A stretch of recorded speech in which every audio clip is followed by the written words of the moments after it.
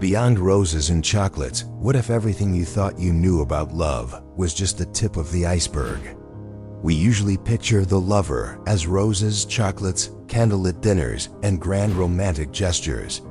But the lover archetype is so much deeper than that. It's not just about romance, it's an ancient energy that lives inside all of us. It shapes how we see beauty, how we connect to others, and even how we feel alive in the world. This isn't just about Valentine's Day cliches, it's about understanding the hidden psychological patterns that fuel your deepest desires. By the end of this video, you'll see that the lover is not just about falling in love, but about unlocking a fuller, richer experience of life itself. The roots of desire. Jungian archetypes do really get this. We need to talk about Carl Jung. Jung believed that beneath our personal stories and memories, there's a shared human blueprint he called the collective unconscious. Inside it are what he called archetypes, universal patterns of behavior, symbols and energies that show up across cultures and time. The lover is one of these archetypes. It's not just about being a partner or falling in love, it's about passion itself. Think of the lover as the archetypal energy of desire, of being drawn toward something with intensity and devotion. This could be another person, yes, but it could also be a craft, a cause, or even the beauty of nature itself.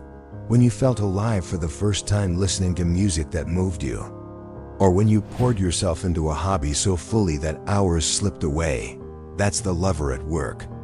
It's the energy that makes life feel vibrant, colorful, and worth living.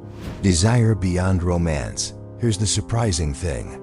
The lover archetype shows up way before we ever meet a romantic partner. You can see it in a child's fascination with the world, the way they marvel at butterflies or become obsessed with drawing the same thing over and over again. That's pure lover energy. It's the drive to connect deeply, to bond with something, to immerse yourself fully. We often mistake it for only showing up in romance, but it actually colors our entire experience of being human. If you've ever lost yourself in painting, dancing, gardening, or even just savoring a delicious meal, you've tapped into the lover. The lover is what turns existence into experience. Without it, life would feel flat and mechanical. With it, life feels textured, sensual, and deeply alive.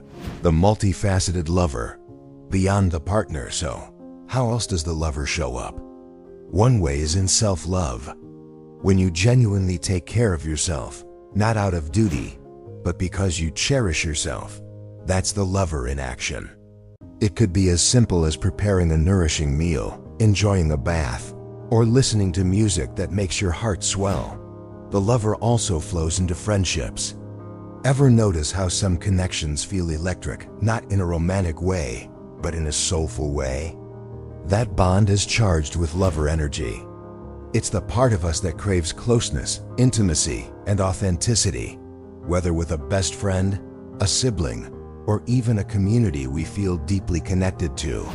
And it doesn't stop with people.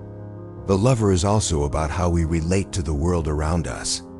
It's why certain landscapes, songs, or works of art stir us to tears. It's why we get goosebumps from beauty. The lover archetype is the bridge between our inner world and the outer world. It's how we let ourselves be moved, touched, and transformed. Passion as a mirror. The beauty of the lover is that it's never really about the thing or person itself. It's about the energy within us that longs to awaken. That's why people sometimes chase relationship after relationship or hobby after hobby, searching for that aliveness. The truth is, the lover isn't out there, it's in here. When you meet someone who takes your breath away, it's not just about them. It's your own lover archetype being activated. They've lit up something inside you that was always waiting to come alive. Recognizing this is powerful because it means you're not dependent on another person or external situation to feel passion. You can cultivate it from within. Shadow and light. When the lover goes awry, every archetype has two sides, the light and the shadow. The lover is no exception. When it's healthy and integrated, the lover brings passion, intimacy, beauty and depth to our lives. But when it goes unchecked or becomes distorted, things can get messy. The shadow of the lover shows up as addiction, obsession, jealousy, and codependency.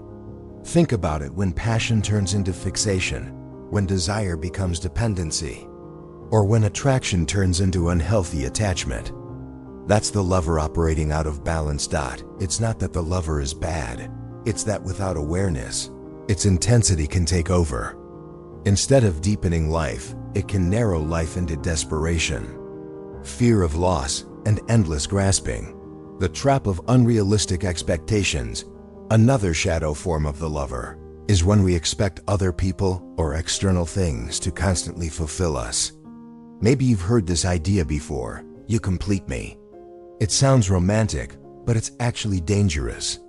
When we rely on someone else to be our source of aliveness, we set ourselves up for disappointment. That's why relationships built purely on infatuation can crash so quickly. We fall in love with the feeling of being alive that the other person sparks in us. But when that spark fades, we blame them or we start chasing the next thrill. This is what keeps some people in endless cycles of highs and lows. The truth is, the lover archetype is an energy inside you. Another person can awaken it, but they can't be responsible for sustaining it. That's your job, recognizing the shadow within. The key is not to reject the lover's shadow, but to recognize it. Jealousy, longing, or obsession are signals. They're telling you that your energy is out of balance, that you're giving too much of your power to something external. Instead of shaming yourself for these feelings, you can use them as a mirror. Ask, what is this really pointing to inside me? What am I craving that I think only this person or situation can give me? Often, the answer is that you're craving connection with yourself, your creativity, your passion, your own source of aliveness. When you start to shift inward, the grip of the shadow begins to loosen, integrating the archetype, cultivating authentic connection. So, how do we bring the lover into balance? The first step is integration, acknowledging both the light and the shadow. When you realize the lover isn't just about romance, you start to see opportunities everywhere to engage with life more. Fully. Integration means shifting your attention from purely external validation like chasing constant affection or thrills to cultivating an inner source of passion. This could mean developing a creative practice, connecting with nature, or simply allowing yourself to savor beauty in daily life. The lover is less about getting and more about being.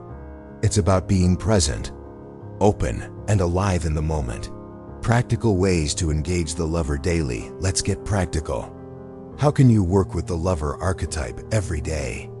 Here are a few simple but powerful steps. Practice sensory awareness. Take time to notice beauty around you, whether it's the colors of the sky, the taste of food, or the sound of music.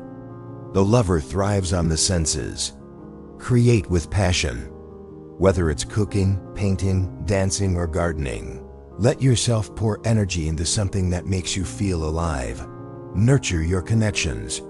Call a friend, write a heartfelt note, or spend quality time with someone. Intimacy isn't just romantic, it's about genuine presence. Balance desire with boundaries. Notice when passion tips into obsession. Step back and breathe before giving all your energy away. These practices awaken the lover without letting its shadow run the show. The ultimate reward, aliveness at its core. The lover archetype is about aliveness. It's about letting life touch you deeply, in ways that go far beyond just romance. When you integrate this archetype, relationships become richer because you're not clinging, you're connecting. Your sense of beauty expands because you're not numb, you're awake. The ultimate reward of engaging with the lover consciously is a life that feels passionate, textured, and meaningful. It's not about chasing constant thrills, it's about cultivating a deeper rhythm of connection with yourself, with others, and with the world. And that's what makes the lover so powerful. It's not just about who you fall in love with, it's about how you fall in love with life itself.